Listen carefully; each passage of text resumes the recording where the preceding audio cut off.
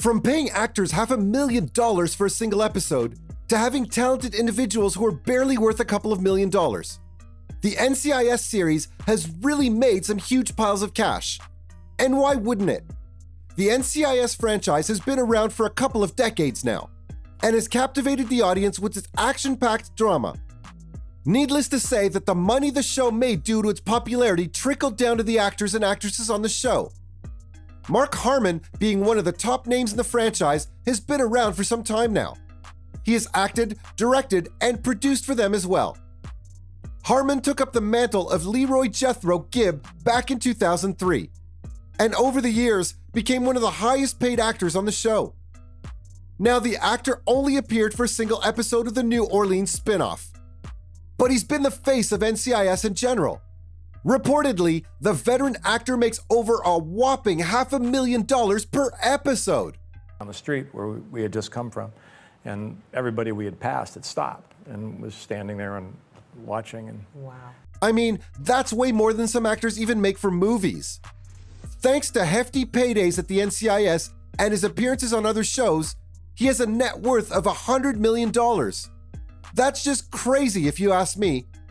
Spoiler alert, guys, it's really going to be hard to top that, because the lead of New Orleans doesn't make anything close to that. Yes, I'm talking about Scott Bakula, aka Special Agent Dwayne Cash's pride.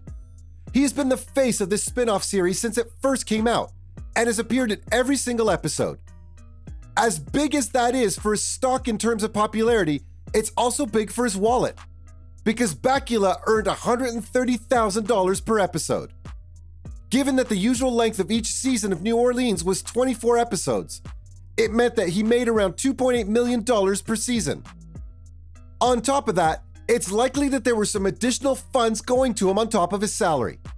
You see, guys, he was also an executive producer for the spin-off series, and he'll also receive royalties whenever the show is rebroadcasted now.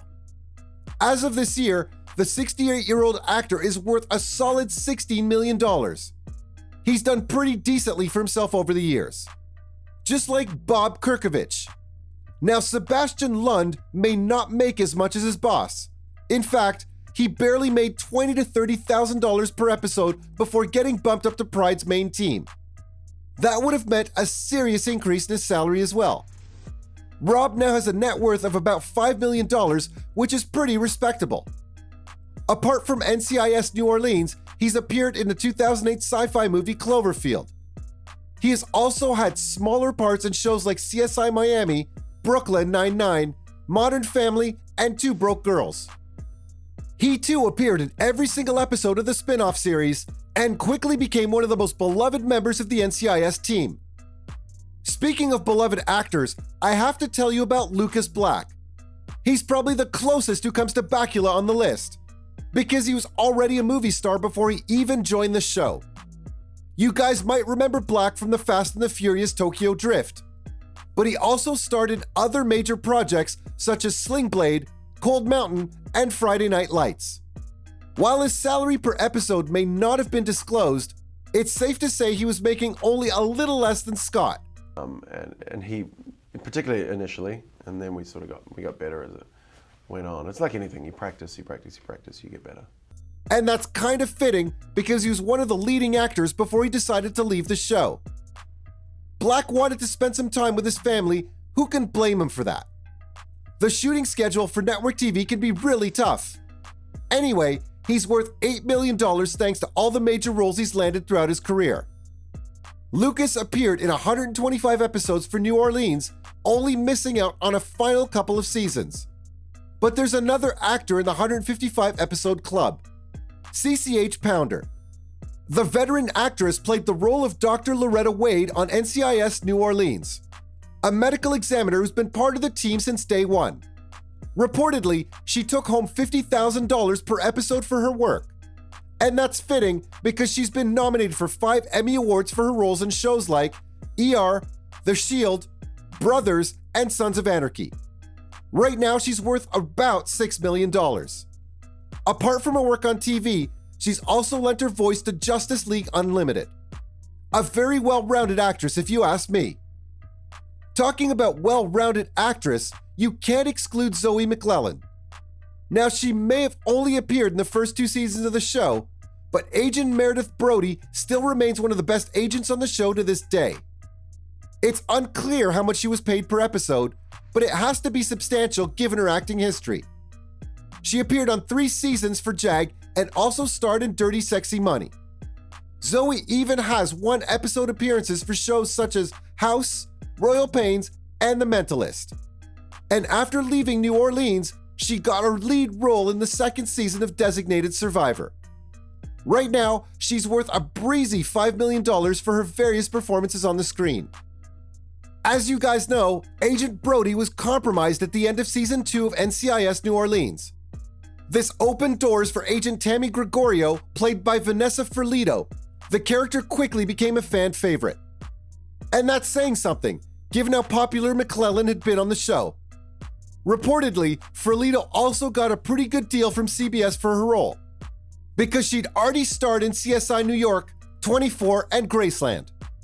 She's worth more than $6 million, and I can safely say that she has done decently for herself. Agent Tammy was one of the top operatives in Pride's team, and was only separated from the show once it ended. Ferlito's exit from the show may be unavoidable, well, because the show was ending. But there were a couple of characters that left the fans wondering why they left.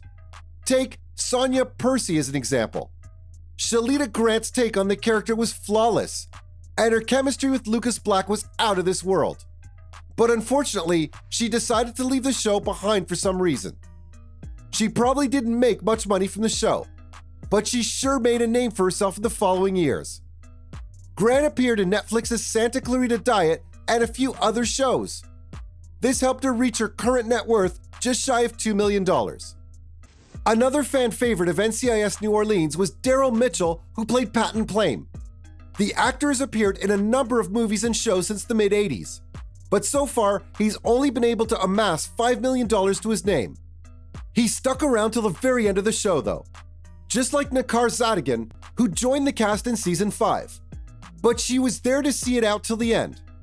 Reportedly, she's only worth $1 million currently, but I'm sure her stocks will rise in the near future. Like most of the cast, Special Agent Hannah Curry also said a heartfelt goodbye to the show before moving on. Sadly for the fans, the showrunners decided to end things in 2021 for the New Orleans team after 7 seasons. To be honest, the show's rating had been steadily falling for a couple of years, and CBS decided to start a new spin-off in Hawaii this time. That's how much each member of the cast made from NCIS.